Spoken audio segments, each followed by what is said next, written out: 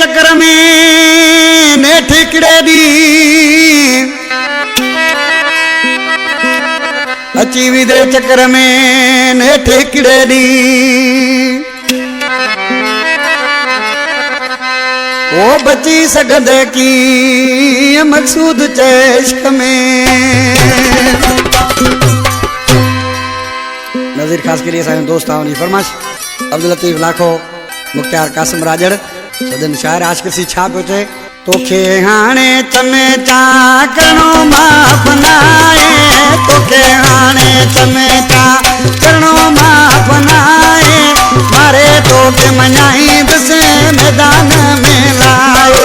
मारे तोखे मञाईंदस मैदान में लाए तोखे हाणे चमे चा करणो माफ़ नाहे मारे तोखे मञाईंदस मैदान में लाए मारे तोखे मञाईंदस मैदान में लाए।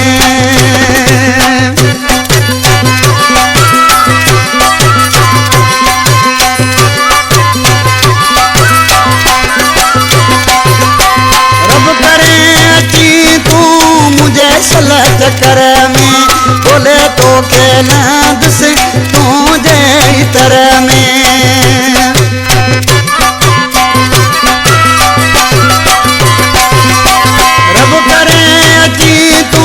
मुझे सलह चक्कर में बोले तो के लंदस तुझे ही तरह में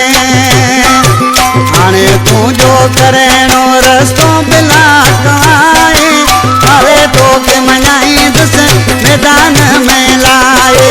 मारे तो के मञाईंदस मैदान में लाए।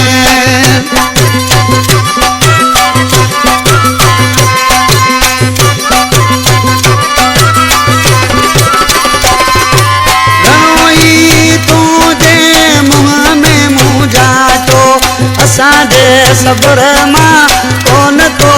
जातो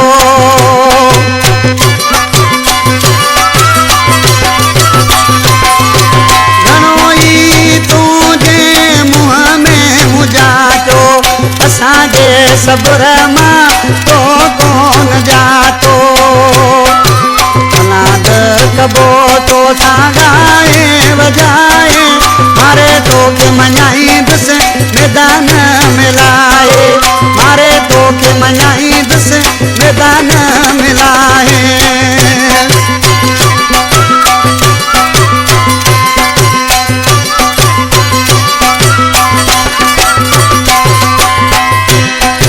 अदा गरीब गुलाम खोसा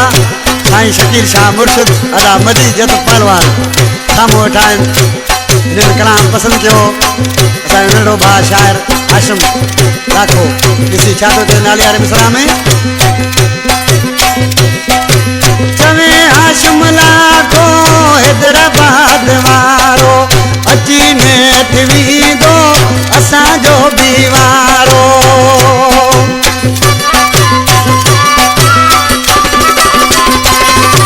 चवे हाशिम लाखो